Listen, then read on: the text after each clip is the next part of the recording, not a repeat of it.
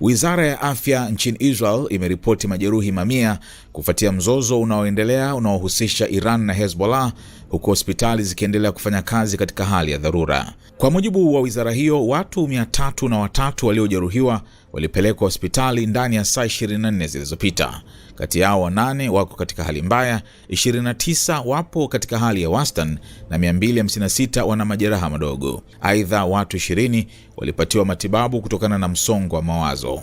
Tangu kuanza kwa mzozo huo, jumla ya watu 4564 wamepelekwa hospitali. Wizara ilibainisha kuwa haitoi uchambuzi wa kina kuhusu chanzo cha majeraha hayo, ikieleza kuwa baadhi ya waliojeruhiwa huenda waliumia walipokuwa wakijaribu kufika kwenye makazi ya kujikinga badala ya kuathiriwa moja kwa moja na makombora. Wakati huo huo, kituo cha tiba cha Soroka kiliripoti kuwa watu 175 walijeruhiwa katika mashambulizi ya makombora ya ballistic ya Iran yaliyolenga miji ya kusini ya Diman na Arad.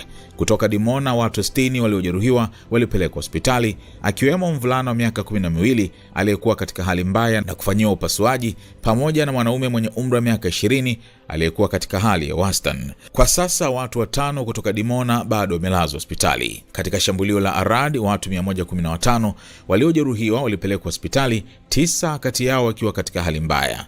Kituo cha Soroka kilithibitisha kuwa watu 31 bado wamelazwa hospitali, wakiwemo watoto 18. Hospitali hiyo imesema inaendelea kufanya kazi katika hali ya utayari kamili wa dharura na iko tayari kukabiliana na hali yoyote. Kwa upande mwingine, kituo cha tiba cha Sheba kiliripoti kuwa watu 2 waliojeruhiwa katika mashambulizi hayo na kuhamishwa huko wana majeraha madogo na wanaendelea kupatiwa matibabu.